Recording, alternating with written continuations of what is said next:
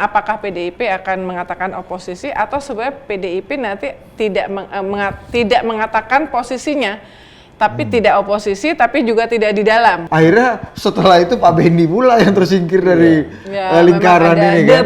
Debenisisasi. Dan Pak Luhut jadi salah satu jadi korban.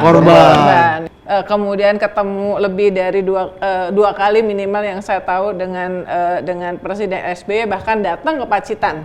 Jadi bukan ketemu cuma di Cikeas di museum ya, museum. Di museum. Jadi tapi nggak ke PKS ya.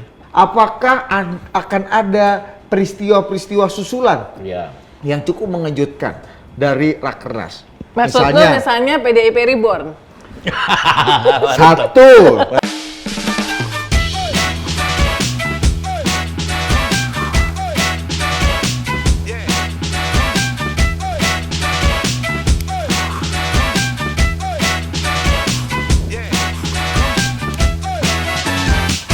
Oke, welcome to Total Politik dan IDN Times.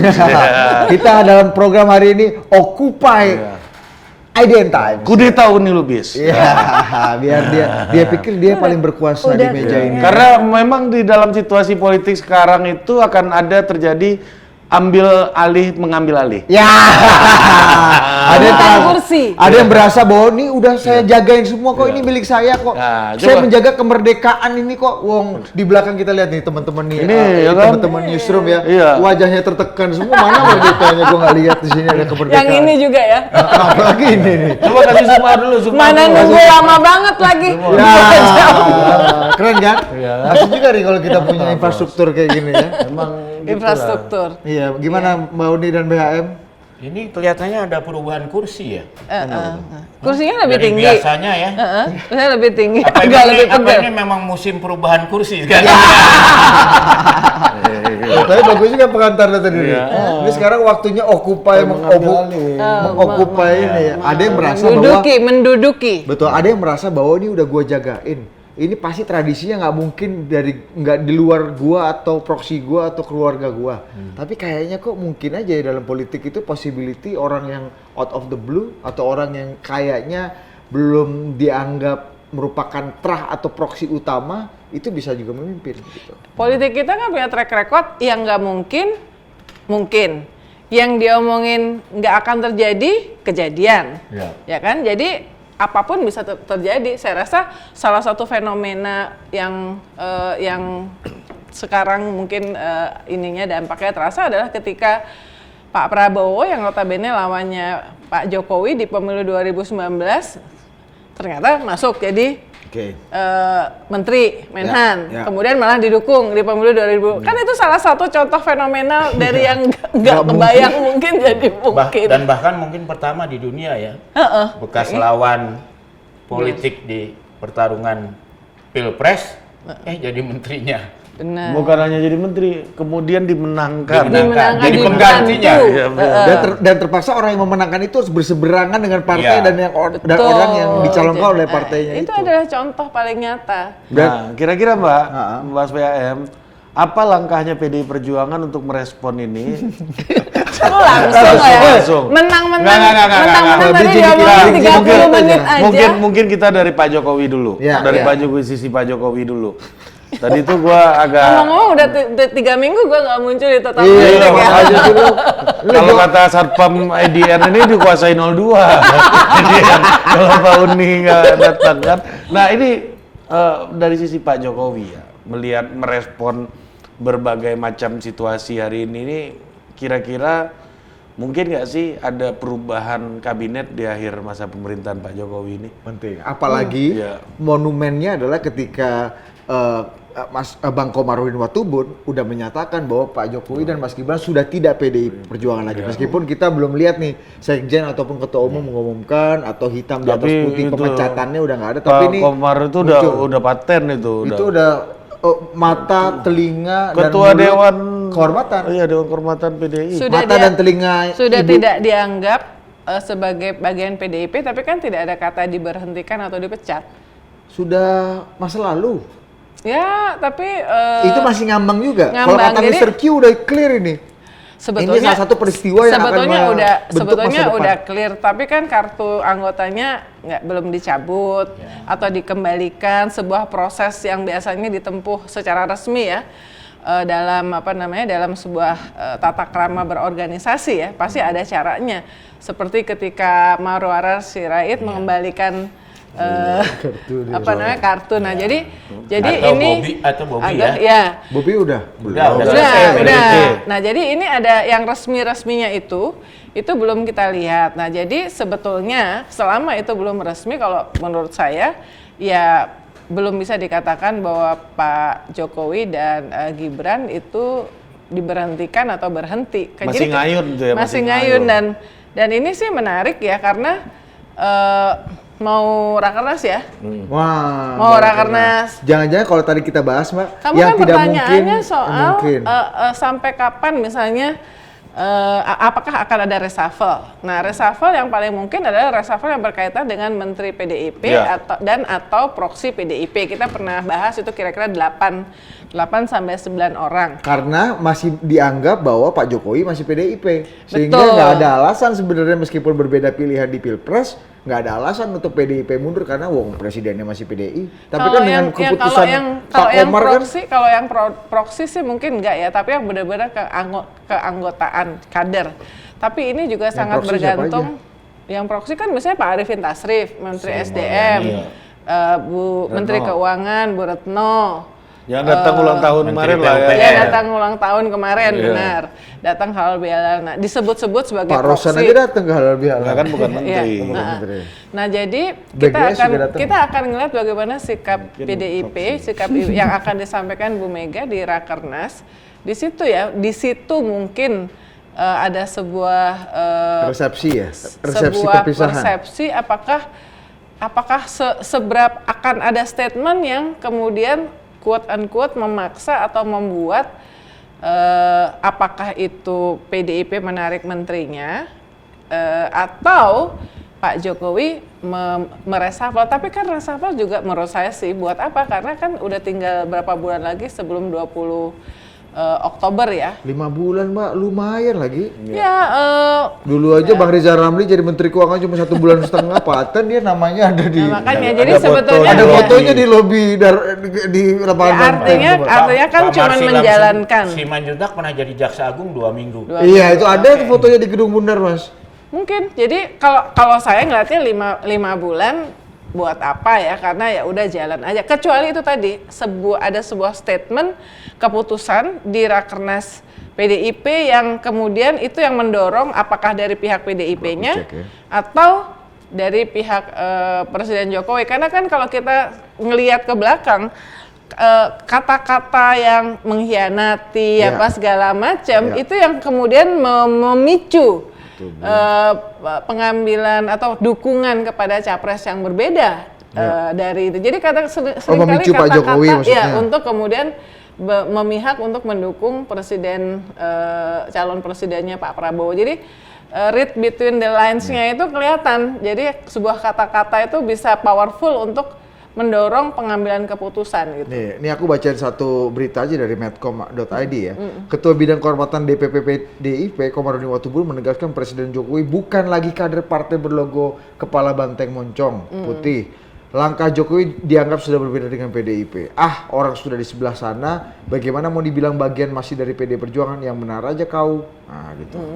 Kalau ada Pak Luhut gimana? Jangan. Gibran sudah bukan lagi kader partai. Saya sudah bilang sejak diambil putusan itu. Tuh udah, tidak ada urusan soal Gibran di sini. PD Perjuangan setia, bla bla bla bla bla. Ini dianggap oleh Mr. Q bahwa ini adalah resepsi perpisahan kalau talak 3 lah di pengadilan agama nih, perceraian antara Pak Jokowi dan keluarga dengan PD Perjuangan. Dan ini akhirnya menjadi game changer baru bahwa pertama tadi kata Ari kemungkinan reshuffle kabinet. Yang kedua, kemungkinan juga Pak Jokowi sudah sah bisa memproyeksikan posisinya di partai. Tapi soal reshuffle itu saya agak beda sama Mbak Uni ya melihatnya. Misalnya akan berguna misalnya untuk testing orang-orang yang akan dicoba oleh Pak Prabowo di awal kabinetnya gitu. Ada Kayak proses transisi yang udah duduk di situ. 5-6 gitu. posisi kalau tadi Iya, Pak Uni karena bisa ungkapkan ya. ide keberlanjutannya makin solid gitu. Misalnya kayak gitu sih, Pak. Magang dulu ya. Magang. Kalau Seperti atlet itu AHY maksudnya ya. itu bisa jadi loh. AHY atau misalnya Bang Muni.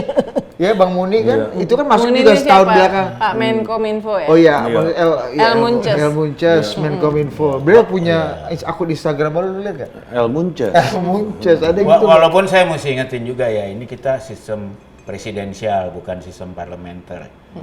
Nah kalau sistem presidensial itu sebetulnya kan yang namanya menteri tidak harus anggota parlemen. Tidak seperti sistem Inggris gitu. Kan harus semua yang jadi menteri dan menteri itu harus anggota orang yang terpilih di parlemen baru bisa diangkat. Kalau presidensial tuh tergantung presidennya aja, bahkan di negara berprinsip presidensial yang udah lama seperti Amerika Serikat itu ada semacam fatsun atau kebiasaan, kalaupun yang memenangkan presiden dari Partai Demokrat seringkali dia mengangkat menteri pertahanannya tuh senator dari Partai Republikan, karena dianggap Republikan itu paling kompeten soal pertahanan. Sebaliknya kalau presidennya dari Republikan, kadang-kadang dia mengangkat menteri urusan sosial atau perumahan rakyat itu dari Partai Demokrat, karena itu dianggap kompetensi inti. Tapi kan kita kayaknya jauh dari tradisi itu, Mas. Nah mungkin mengelaborasi pertanyaan Ari tadi, yang pertama, apakah perceraian PDIP dengan Pak Jokowi yang udah dianggap sah ini akan menjadi momentum reshuffle pertama. Yang kedua, apakah reshuffle ini justru memang dimanfaatkan oleh Pak Jokowi dan presiden terpilih untuk bisa mengajukan atau menempatkan orang-orang yang mungkin nanti akan menempati pos-pos yang sama di 5 tahun ke depan, untuk kalau atlet itu ada aklimatisasi dulu, Mas, di kabinet. Nah, Mas Bambang melihatnya gimana? Ya kalau saya melihatnya yang pertama itu sebetulnya kalau kita lihat pernyataan sekarang udah bisa dibilang presiden terpilih ya, Pak Prabowo, dia kan mengatakan sekarang beda dengan dulu dia mengatakan satu musuh kebanyakan 1000 kawan kurang. Ini agak kayak SBY sebetulnya. Mungkin karena sering ketemu SBY gitu belakangan. Polugri kita kan seperti itu. Nah jadi doktrin polugri. Jadi kita melihat kalau dari presiden terpilih Prabowo ini kan kelihatannya masih ingin mengajak koalisi PDIP, ya kan? Tapi belum dapat jawaban dari PDIP. Kalau ternyata sebelum atau pas acara rapat kerja ini PDIP memutuskan untuk bergabung, kan masalah kabinet jadi nggak relevan. Kecuali mereka menyatakan mau jadi oposisi. Tapi itu sebetulnya lebih pertanyaan mendasar. Sekarang PDIP itu apakah akan memutuskan di raker itu bahwa dia jadi oposisi atau koalisi, atau sebelum itu sudah akan memutuskan? Karena sekarang kan susahnya abu-abu nih, kita nggak tahu. Ya, kan sebetulnya gini, Presiden Jokowi pasti jelas menunjukkan dukungan, harus, karena dia sudah berpihak untuk mendukung Presiden terpilih Prabowo dan Wakil Presiden terpilih Gibran, dia harus memastikan bahwa semua program-program janji-janji kampanye itu berkelanjutan semuanya ya, termasuk dipenuhi dan berkelanjutan, karena itu dukungan mayoritas langsung di periode pertama ya bagi kedua pasangan terpilih ini harus ada. Kita ingat bahwa Presiden Jokowi dulu baru di periode kedua mengkonsolidasikan kekuatan. Nah, karena itu penting bagi Presiden terpilih ini untuk dan itu harus dibantu oleh Presiden Jokowi dari sekarang untuk dapat dukungan mayoritas, dapat suara-suara tambahan termasuk dari PDIP. Kan sekarang pertanyaannya tadi saya neruskan Mas Bambang, apakah PDIP akan mengatakan oposisi atau sebenarnya PDIP nanti tidak mengatakan posisinya, tapi tidak oposisi tapi juga tidak di dalam. Nah, jadi berkoalisinya itu adalah gimana? Tidak oposisi tapi juga tidak di dalam. Jadi bisa gitu ya? Itu pendukung dari luar. Per isu misalnya mungkin undang-undang Partai Demokrat ya kemarin seperti yang tadinya sempat disampaikan oleh Bang Surya di awal-awal Nasdem Ya. kan nggak harus kalau beroposisi itu kalau di luar bukan berarti harus oposisi. Kayaknya Seperti PDIP, itu ya. Mbak izin, kayaknya PDIP 9 tahun kekuasaan Pak Jokowi juga berlaku begitu di dalam tapi juga di luar. Di luar tapi juga di dalam, ya nggak? Nah, Pansus untuk beberapa undang-undang, sebenarnya untuk undang-undang semuanya menunjukkan Kasus bahwa Burini sebetulnya didukung PDIP adalah pendukung terbesar. Tetapi ketika di daerah pilkada apa segala macam kan cair banget tuh, Ya. ya Nah, dukungannya. Ini Mbak Uni, ini ada sebuah berita terbaru. Ini Mbak Uni yang paling otoritatif untuk menjawabnya. Ya. Apa dari KPK ya? Karena beliau ini adalah tokoh yang sama PDI hubungannya nggak begitu akur gitu ya. Tapi sama Mbak Uni akur banget. Ya kan? Ya, namanya Jenderal Luhut Binsar Panjaitan, Bos. Ya kan? Untuk presiden terpilih, saya bilang jangan bawa orang toksik ke pemerintahanmu. Itu akan sangat merugikan kita. Terakhir ada bos, kalau sampai kau bawa kutumbuk mulutmu. Itu Pak Luhut ngomong ke siapa? Ya nggak tahu, makanya pidato. kan yang kita tahu selama ini kan Pak Luhut sama PDI nggak, Bu ya Mega kan? terutama. Bahkan Mas Hinton di acara kita pernah nyanyi di depan panggung tuh. Iya, Kepala pundak Luhut lagi, Luhut lagi. Mas Hinton opung. Nah ini gimana menurut pendapat Mbak Uni ini? Opung Luhut ini udah turun gunung nih kan? Pasti bahasa gini, wo, gitu kan. Wo, kupesan sama kau. Iya. Jangan Dan kau bawa. bagaimana sih hubungannya Pak Luhut dan Tuan Bowo ini sebenarnya kayak apa gitu? Oh mereka punya Dan manggilnya wo gitu kan, Mbak? Iya wo, kita udah kan itu kan seniornya. Jadi Pak Luhut itu waktu di Akmil disebutnya gajah karena badannya tinggi besar ya seperti gajah, dan Pak Prabowo itu menempatkan dirinya sebagai junior gajah muda. Jadi itu disampaikan oleh Pak Prabowo waktu peluncuran bukunya Pak Luhut tanggal 28 September tahun lalu ya. Nah, kalau saya ngelihat Pak Luhut ini mereka punya hubungan masa lalu, pernah bikin bisnis bareng, ya. Meskipun pernah akhirnya, bisnis bareng ya? oh iya. Kan Opung Panda pernah cerita. Iya, pernah bikin bisnis bareng, bikin Iya, bareng, betul, tapi betul. kemudian ya nggak jalan lah ya. Pernah ini kan Pak Luhut komandan, Pak Prabowo wakil komandan di detasemen 81. Dan ternyata ada informasi juga dulu waktu Pak Prabowo itu West Point ya, Pak Luhut tuh juga diminta untuk sekolah di sana sebagai senior ya. Jadi disitulah Pak Prabowo dekat sama King Abdullah sekarang. Kemudian Pak Luhut dekat sama MBJ.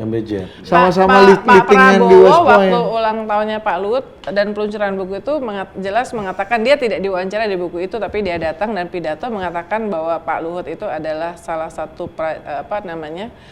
prajurit TNI yang terbaik lah. Jadi saling memuji mereka. Tapi dan Pak Luhut terakhir saya ketemu tuh Pak Luhut ngerasa bahwa pembicaraan dia dengan Pak Prabowo tentang keberlanjutan. Nanti ini sekarang pemerintah sedang menyiapkan GovTech ya, kayak semacam digitalisasi procurement apa segala macam di pemerintah itu. Pak Luhut mengatakan bahwa dia sudah bicara dengan Pak Prabowo dan Pak Prabowo akan melanjutkan ya. Jadi sebetulnya ada semangat keberlanjutan itu ya. Meskipun tidak selalu sepakat, tapi karena keberlanjutan ini Pak Luhut optimistis bahwa Pak Prabowo akan melanjutkan program sebagian besar dari program-program Pak Jokowi ya. Dan sebagai kakek serba tahu, perlu saya ceritain sedikit ini. Ada satu cerita yang menarik kan, sekarang orang banyak perhatiin Pak Prabowo agak pincang-pincang jalannya. Itu sebenarnya ada hubungannya dengan kisah mereka berdua karena Di Amerika? bukan di Jerman. Jadi waktu itu mereka berdua dalam persiapan Satuan Anti Teror Detasemen 81, mereka berlatih di pasukan anti teror Jerman di GSG. Nah, dalam latihan itulah Prabowo terjatuh dari tangga kakinya, dan Pak sebagai seniornya Pak Luhut harus mengurus sampai sembuh itu. Ya, dan celakanya kemudian luka itu tadinya dipikir sudah membaik, tapi kemudian jatuh lagi di tempat yang sama, lalu ada kecelakaan terjun payung, sehingga kita lihat sampai sekarang kan jalannya masih sering agak terpincang-pincang karena kakinya itu. Dan katanya siapa ya, BHM apa siapa cerita ya, paspornya Pak Prabowo setelah waktu eksil dan kembali lagi ke Republik dikeluarkan oleh Kedutaan Besar Indonesia di Singapura, di mana duta besarnya namanya Jenderal Luhut Panjaitan. Ya memang mereka memang mereka deket lah ya, dari apa namanya, dari institusi yang sama dan saling mengagumi. Dan bener tuh kira-kira, wo, jangan kau masukkan toksik itu wo, gitu ya. Kalau kutumbuk mulutmu kalau Gupsu pidatonya lain lagi. Pak Luhut ini adalah atasan saya. Dulu dia panggil saya sapi. Sapi. Ternyata dia pakai nama binatang, ini gajah. Pak Luhut dia pakai gajah. Prabowo menyebut dirinya gajah muda. Tapi mereka pernah berkelahi juga ketika Prabowo punya yakin bahwa Pak Beni mau kudeta, dia mau menangkap Pak Beni, padahal dia waktu itu wakil komandan. Begitu Luhut tahu sebagai komandan, akhirnya itu ribut lah mereka. Waktu itu Danjen Kopassusnya Sintong waktu itu. Dan ini ada cerita ini Mas BHM, versinya Popong.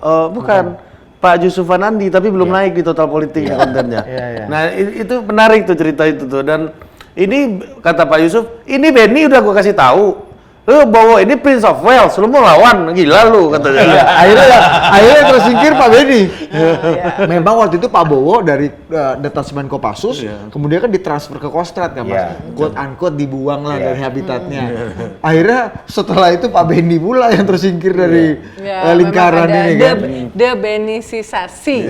Dan Pak Luhut jadi salah satu jadi korban. Tapi akhirnya kan mereka kayaknya dua orang ini bersama ini. Kemudian mereka bersatu bikin PT Kiani itu kan? Oh, kolaps lagi nih. Kolaps bersama lagi. Lebih cocok mana Pak SBY dengan Pak Bowo atau Pak Bowo dengan Pak Luhut? Karena kita bicara misalnya for the next 5 years, siapa sih orang ini atau senior yang atau senior yang lebih didengar dan diperhatikan itu oleh sama Pak Bowo? Aku terus terang nggak berani jawab lebih karena kan nggak sedekat itu ngelihat bagaimana kita cuma melihat yang kita tahu, yang saya tadi sama Mas BHM omongin kan apa yang kita bicara di buku-buku sejarah dan kita tahu pada saat itu liputan like 30 tahun yang lalu, tapi bagaimana sebenarnya behind the scene-nya saya nggak tahu. Yang jelas Pak Luhut merasa dekat dan pasti mendukung kemarin ya calon presiden Prabowo. Tapi Pak, sorry Pak, aku potong. Pak Luhut sama Pak Bowo di 2014 tuh waktu mendukung Pak Jokowi, kenapa nggak kolaps nih barang ini dua? Kita punya cerita dari Bang Ruhut pasti itu nanti kita cross check lagi. Iya, karena kan memang waktu itu kan Pak Prabowo dari awal, dari 2014, nah ada di bukunya Pak Luhut juga tuh, pertemanan dan kolaborasi, saling dukung antara Pak Luhut dengan Pak Jokowi kan sejak PT Rakabu itu, like 20 years ago, 20 tahun yang lalu. Jadi udah jalan aja itu menjadi bagian komitmen dari Pak Luhut untuk mendukung pencapresan dari Pak Jokowi. Sehingga mungkin dianggap investasi Pak Luhut juga untuk ke Pak Jokowi quote unquote karena hubungan yang banyak. Jadi Prabowo punya jalannya sendiri lewat partai dan koalisinya yang saya rasa koalisi yang mendukung Prabowo pada saat itu bukan koalisi yang kira-kira Pak Luhut srek lah ya, apalagi udah ada sejarah dengan Rakabu. Tapi kalau kita lihat belakangan, selain Pak Luhut confident bahwa Pak Prabowo akan melanjutkan program-program Presiden Jokowi, obviously termasuk yang tadi saya sebut GovTech, tapi kita lihat juga Pak Prabowo mencoba untuk menjalin hubungan yang dengan Pak SBY. Saya rasa Pak Prabowo melihat dukungan dari senior-senior perlu. Waktu di Hambalang tahun yang lalu ketemu sama 30-an Pemret, saya ingat Pak Prabowo bilang, Indonesia ini kita sedang dalam situasi yang sulit dunia kan, yang berpengaruh kepada ekonomi, politik, apa segala macam. Jadi harus bersatu, solid nih. 30-35 elit kalau bersatu solid, kita pasti bisa menemukan solusi. Jadi misalnya presiden, wakil presiden, semua ketua-ketua lembaga negara kompak, ketua-ketua partai politik, ketua ormas segala macam 30-35 kalau selalu bisa duduk bersama, itu akan solid dan bisa cari solusi bersama untuk bangsa. Ini bukan toxic positivity. Enggak, tapi itu fakta ya. Nah, saya ngelihat upaya itu yang sedang dilakukan oleh presiden terpilih Prabowo ya, dengan inisiatif dia untuk datang ke Nasdem, bahkan ke PKB, kemudian ketemu lebih dari dua kali minimal yang saya tahu dengan Presiden SBY, bahkan datang ke Pacitan. Jadi bukan ketemu cuman di Cikeas ya. Di museum ya, di museum. Jadi tapi nggak ke PKS ya. Belum kali ya. Karena mungkin Gelora masih agak rewel-rewel gitu ya. Menghormati perasaan Bang Fahri ini. Bang Fahri teman grup WA Anda ini, Mbak. Nah, jadi itu sih aku ngeliat bahwa Pak Prabowo kan ngelihatnya mentor jadi presidennya bukan cuma Presiden Jokowi, tapi juga Presiden SBY. Dan also Pak Luhut. Dan untuk style international stage, saya rasa dia mungkin justru belajarnya akan lebih banyak ke Pak SBY yang memang suka dengan suasana diskusi internasional ini. Podium-podium. Tapi hubungan bilateral untuk yang saling menguntungkan itu tentu Pak Luhut. Pak Luhut dan Pak Jokowi. Iya, dengan Dubai, dengan tapi saya lupa Beijing. Waktu Pak Jokowi diajukan jadi gubernur DKI, kan kalau Prabowo jelas mendukung karena memajukan Ahok. Waktu itu Pak Luhut, Golkar memang mendukung Foke kan, tapi Pak Luhut saya nggak tahu. Golkar Alex Nurdin, Mas. Punya gubernur sendiri. Tapi itu kan waktu itu eranya Pak Ical ya. Tapi Pak Luhut waktu itu tapi dukung Pak siapa Luhut ya? selalu dukung Ahok.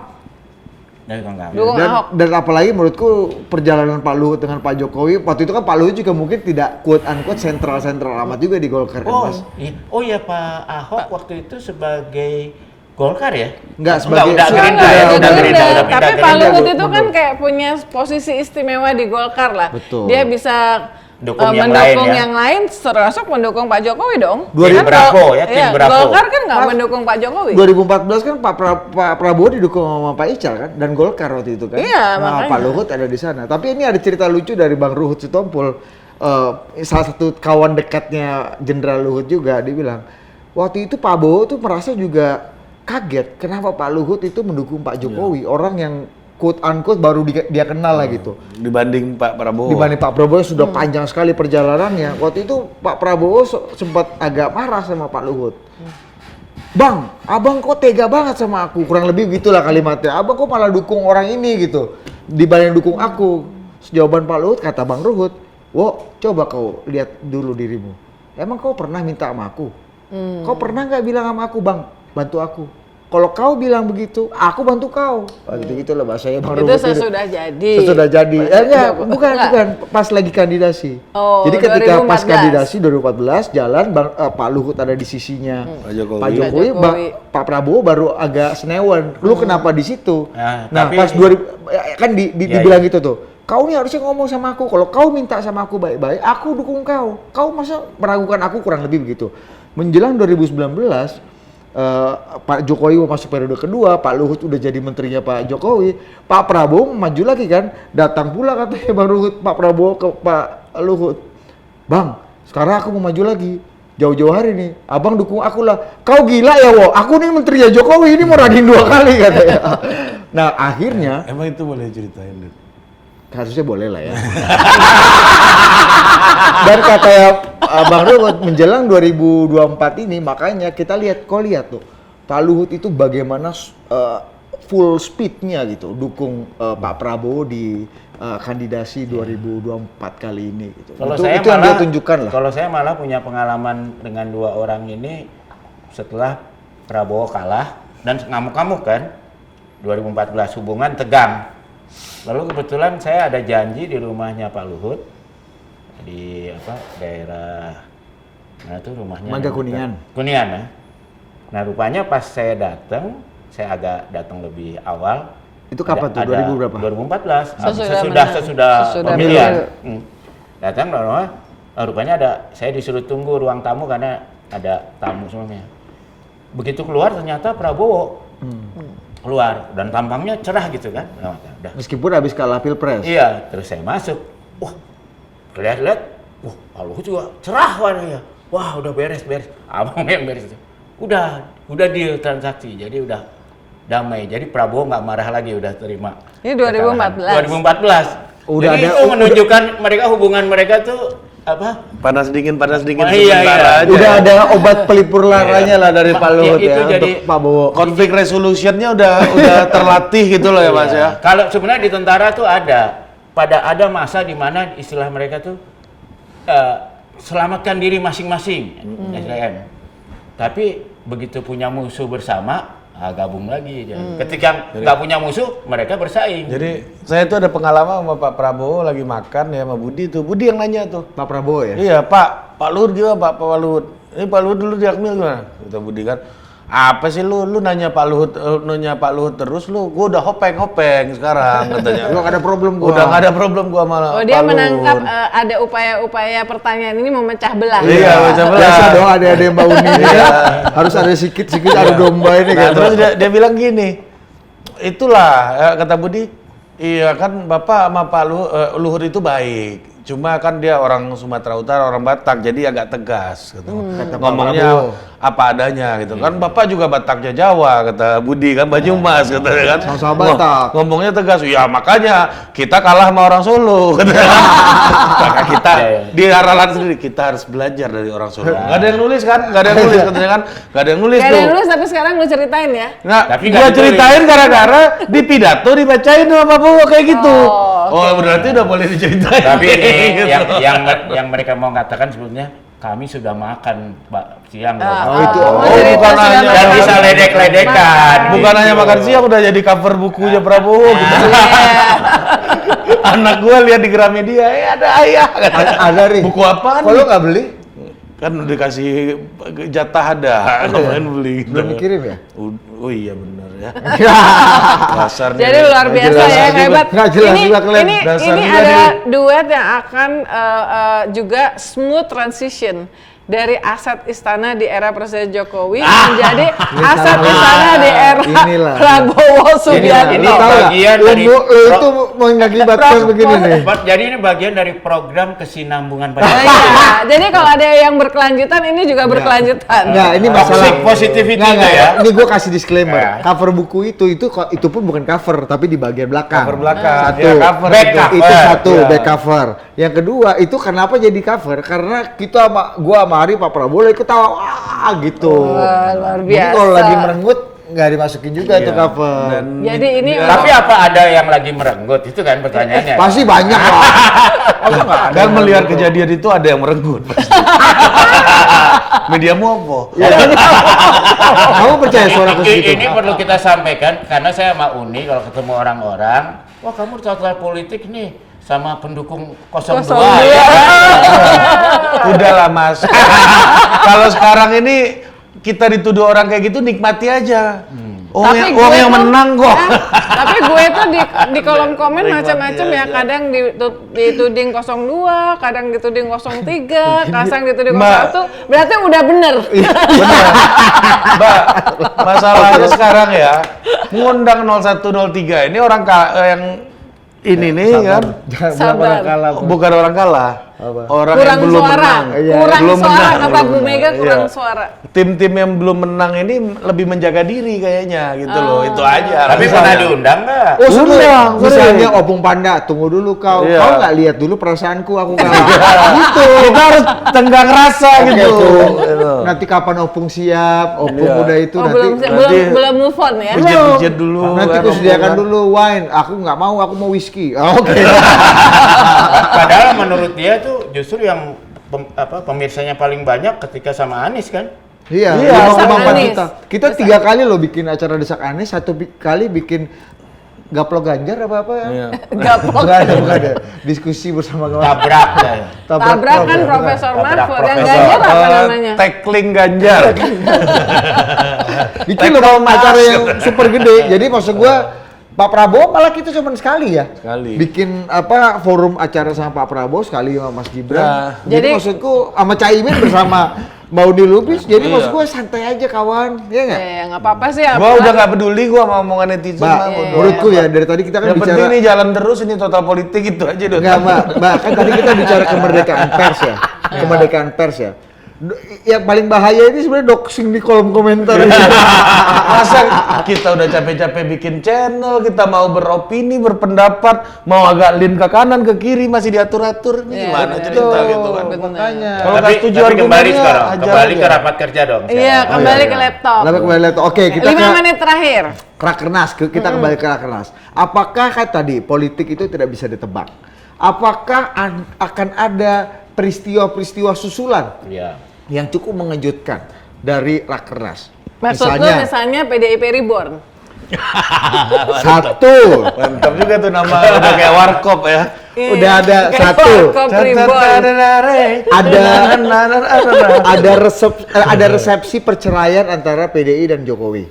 Yang kedua, atau justru apakah ada atau iya makanya kalau tadi menyusul dari pernyataan Pak Komarudin Apa tadi Watubun, namanya PDI? PDIP Ya, Reborn. Mas Hinton muncul kan, main di pantai kan. datang tuh rampar deh, datang kok ada Abdul Arifin belakangnya, kamu Golkar jangan. Masih ke bawah suasana warkop. Atau itu, apakah ada resepsi perceraian Jokowi PDIP atau justru ada kejutan lain Pak Jokowi justru hadir atau Gibran justru hadir di forum itu. Yang ketiga bener kata Mbak Uni, apakah akan ada PDIP Reborn? PDIP Reborn tuh artinya ini terlalu spesifik kalau PDIP Reborn ya. Anda nggak mau ganti istilah itu? Sudah terlanjur. Ini Sudah live loh. terlanjur. Maksudnya PDIP tandingan, PDIP perjuangan gitu. bukan, maksudnya apakah akan ada suksesi dalam kepengurusan? Kalau bahasa normatifnya gitu kan. Oh itu suksesi berarti tidak akan ada PDIP lain gitu? Enggak, karena kan masalahnya gini, semua partai nggak hanya PDIP. Setelah pemilu ini kan evaluasi dong. Iya. Evaluasi apakah pengurus berhasil atau Tidak. tidak. Nah, memang yang membuat sulit dari PDIP ini bisa tergantung sudut pandang kita mau menganggap dia berhasil atau gagal. Kalau dilihat dari bahwa dia tetap juara nomor 1, berhasil. Di jumlah kursi Tapi DPR kalau dilihat ya. dari jumlah kursi yang menurun, Ya. dia gagal gitu. Iya. Nah, tergantung Rakernas Termasuk mau Pak, lihat dari termasuk mana. pencapaian apa namanya? Pilpres. Pencapaian suara dari Ganjar Mahfud ya. Anda percaya suara Ganjar segitu? Gue udah tahu lu bakal ngomong kayak gitu. Karena gini juga, Suaranya Prof, kan? apakah 16% yang diperoleh Ganjar Mahfud itu semata-mata karena memang mesin politik dari PDIP tidak bekerja secara optimal. Ingat nggak sedemikian sampai Bu Mega dan Sekjen harus mengeluarkan surat, ingat nggak yang pernah kita bahas itu ya? Yang kalau tidak linear maka tidak akan Waktu itu Anda tuh break the news Iya. Mbak? Legasinya Mbak Uni itu.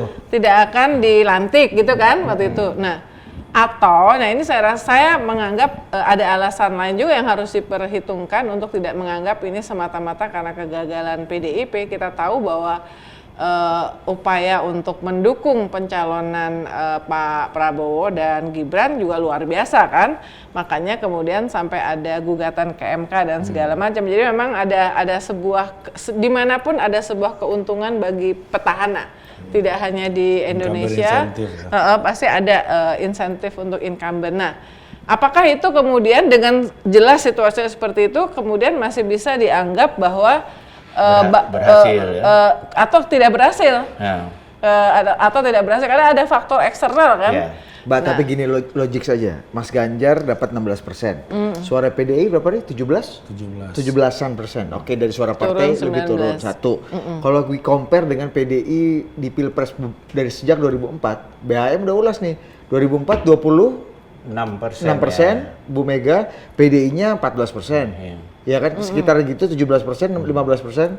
2009 Bu Mega 23%, PDIP lebih kecil dari 23%. Setelahnya Pak Jokowi dapat berapa persen, Ri? 50-an persen menang, 60% mungkin, atau yang kedua juga Jokowi seperti itu. 19,8 sama 20%. 19 dan 20%. PDIP di bawah itu. Artinya suara capresnya PDIP pasti lebih besar dari suara PDIP. Dari sejarah. Ya. Baru Tapi, kali ya. ini break the rules, break the ini. Ya tapi baru kali ini juga Suara capres. baru kali ini juga anaknya presiden yang masih menjabat ikut. Itu juga Nggak, berbeda tunggu situasinya. kan ini konteksnya PDI. Ya kan Ya itu nggak orang masalah PDI. suara. Orang Nah, ini PDI. suara. Loh, Nah, ini ini orang suara. PDI. Ini suara presiden kan, capres PDI itu masih dibandingkan dengan politik. Mbak, PDI itu masih berhak loh bilang di pemilu Jokowi adalah kita. Itu masih berhak loh. Wong Ya, belum nggak resepsi mungkin, perceraian. kan nggak mungkin. Itu salahnya PDI nggak mau pakai itu. Oh, lu udah mulai nyalain PDI sekarang. Iya, enggak kalau kata Opung Pan enggak. Nggak, Opung tunggu, Pan. tunggu. To be fair juga nih, harus semua sisi nih. Iya. Harus semua sisi. Tapi Ketawa-tawa lo. Berani lo ketawain dulu bis. tapi kan baik ketua umum maupun sekjen PDIP bilang kekalahan itu bukan salah mereka, tapi karena tidak adil atau curang kan. Tidak level, tidak sama, same level of playing field. Ya, yang lebih istilahnya. lebih nggak sama itu 2019 sebenarnya. Incumbent. Ada ketua partai lawan presiden. Siapa? Pak Prabowo lawan Pak Jokowi. Iya betul. Itu lebih unequal kan? Lebih Oh enggak, tapi lebih kan tidak tapi sama kan, lagi. Tapi kan Presiden loh. tapi kan Incumbent Pak loh, Mbak. Jokowi didukung full oleh PDIP dan yang partai-partai yang lain. Kan Mbak Uni bilang nggak equal karena ada anaknya presiden terlibat. Iya dong. Lah ini presidennya sendiri. Nggak, terus kita arahnya kemana? Why? Apakah ini PDIP tadi- bisa kita anggap gagal sedemikian sehingga layak untuk membuka peluang untuk Gini. evaluasi Gini. terhadap kinerja dari Jawab 3 pertanyaanku aja tadi. Iya. Yang pertama, mungkinkah ada perceraian resmi? Kedua, ada kejutan nggak Pak Jokowi justru malah rujuk? Yang ketiga, si ribut. PDIP Reborn. Aku Iya. mau jawab yang ketiga aja karena konteksnya adalah dari hasil pemilu. Ketika semuanya kan tadinya kita juga berpikir, wah Golkar nih, Erlangga Hartarto ada kemungkinan dimunaslupkan misalnya. Ya, karena dia nggak jadi, enggak sebelumnya. Karena iya. nggak jadi tidak berhasil jadi Cawapres. cawapres. Tapi kan kemudian Erlangga terbukti you like it or not, Golkar suaranya bahkan bertambah. Jadi dia posisinya aman, tidak ada situ. Jadi Punya Desember prestasi. tetap ya. Sekarang tadi kita bicara objek yang sedang kita diskusikan adalah PDIP. Apakah bisa dianggap oleh gagal atau tidak? Kalau dianggap gagal, kalau dibandingkan dengan yang tadi, track record yang historical data yang kamu bilang, apakah kemudian itu bisa membuka peluang mempertanyakan kinerja dari pengurus pusat yang dalam hal ini dipimpin oleh Ibu Megawati Soekarno Putri. Nah, di situ kan, Emang berani? nah makanya sekarang apakah berani atau tidak? Nah, yang bisa, tokoh yang bisa untuk so-called diusung untuk dari pihak yang ininya Bu Mega yang belum secara resmi, secara tadi kartu anggota itu berhenti ya, selesai atau terpisah, ya Presiden Jokowi, karena dia mungkin Presiden Jokowi masih merasa menjadi kader PDIP. Tapi apakah Maksudnya PDI itu yang ambil, Pak Jokowi yang ambil alih PDI? Maksudnya jadi ketua, ya hasil dari evaluasi itu adalah Kita pernah membicarakan bahwa sesudah 20 Oktober, Presiden Jokowi, mantan Presiden Jokowi kan tentu perlu kendaraan politik, benar nggak? Kan Golkar, Pernah kita pikir PSI. Kalau ternyata PSI tidak lolos threshold, maka secara logika Golkar. Tapi Iya, yang Golkar rame mungkin Golkar. lebih sulit ya karena orang-orang di ada Golkar ART-nya tuh juga. ADRT meskipun bisa diubah tapi Susah lah. susah lah. Nah, yang paling mungkin kan adalah kalau memang ada alasan untuk mengevaluasi kinerja dari PDIP, lu kayaknya takut banget ya. ini baru lagi nih. Ya balik lagi ke PDIP. Iya. Di situ kan yang makanya kita dengar PDIP Reborn kan. Tapi kan ini kita jangan terpaku hanya PDIP. Ini semua partai. Semua partai. Pada saat sesudah pemilu semuanya Pasti ada berpeluang, evaluasi. ada evaluasi, ada suksesi. market Benar. leadernya Masalahnya, PDI, ya kan? apakah ada tokoh yang bisa menggusur tokoh yang lama secara Ya, sah? betul. Ini kan bagian yang Iya. sah daripada semua. Dan di Makanya PDI gue heran ngelihat ekspresi muka lu tuh kok kayaknya gimana dan gitu. di PDI ada Pak Jokowi yang secara rasional bisa punya peluang Nah, dibandingkan lawan-lawan penantang di partai-partai lain. Real. gitu kan. Yang udah pasti misalnya supaya nggak hanya nyebut PDP, P3 pasti akan ada evaluasi karena dari partai yang memenuhi syarat Jadi tidak pasti akan ada evaluasi dari pengurusnya. Kita pikir ya ini kan kita Nggak, memulai yang gua dari kaget, Mbak. Rakernas PDIP ya kan. Iya, ini Tanggal PDI berapa tadi? wabil khusus Tanggal ya berapa? kan? 25 Mei. 25. itulah. Berarti kan udah deket minggu Nah, tapi depan. gini, Iya. Mas BAM dan Mbak Uni, pertanyaannya adalah ketika Pak Jokowi punya power sebesar itu, yaitu memegang partai terbesar ya, yang bisa saja nanti kalau jadi diambil alih. iya, masuk ke koalisinya Pak Prabowo akan jadi ketua kelas tersendiri karena partai paling besar gitu ya.